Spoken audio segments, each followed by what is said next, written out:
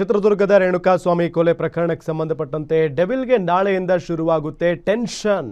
ರೇಣುಕಾಸ್ವಾಮಿ ಕೊಲೆ ಕೇಸ್ನ ಟ್ರಯಲ್ ಆರಂಭ ಆಗಲಿದೆ.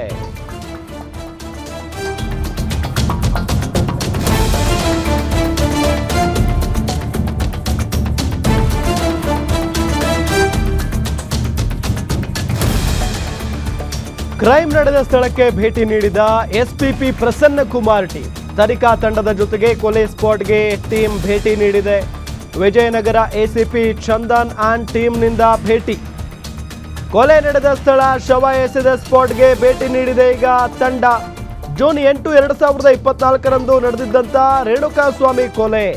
ಚಿತ್ರದುರ್ಗದಿಂದ ರೇಣುಕಾಸ್ವಾಮಿಯನ್ನ ಕರೆತಂದು ಕೊಲೆ ಮಾಡಲಾಗಿತ್ತು. ಈ ಪ್ರಕರಣದಲ್ಲಿ ನಾಳೆಯಿಂದ ಟ್ರಯಲ್ ಆರಂಭ ಆಗಲಿದೆ. ಚಿತ್ರದುರ್ಗದ ರೇಣುಕಾಸ್ವಾಮಿ ಕೊಲೆ ಪ್ರಕರಣಕ್ಕೆ ಸಂಬಂಧಪಟ್ಟಂತೆ ಡೆವಿಲ್ಗೆ ನಾಳೆಯಿಂದ tension ಶುರುವಾದಂತೇನೆ.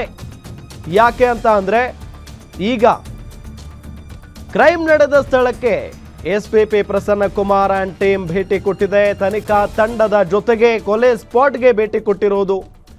Vijayanagara ACP Chandan and team ಭೇಟಿ ಕೊಟ್ಟಿದೆ. ಕೊಲೆ ನಡೆದ ಸ್ಥಳ, ಶವ ಎಸೆದ ಸ್ಪಾಟ್ಗೆ ಭೇಟಿ ನೀಡಿದೆ ತಂಡ. ಜೂನ್ 8, 2024ರಂದು ನಡೆದಿದ್ದಂಥ ರೇಣುಕಾಸ್ವಾಮಿ ಕೊಲೆ ಪ್ರಕರಣ. ಸೊ ಆ ನಿಟ್ಟಿನಲ್ಲಿ ಭಾಳ ಕುತೂಹಲ ಇದೆ. ಬೇಲ್ ತೆಗೆದುಕೊಂಡು ಹೊರಗಡೆ ಇದ್ದರು, ಬೇಲ್ ಕ್ಯಾನ್ಸಲ್ ಆಯಿತು, ಮತ್ತು ಒಳಗಡೆ ಹೋಗಿದ್ದಾರೆ.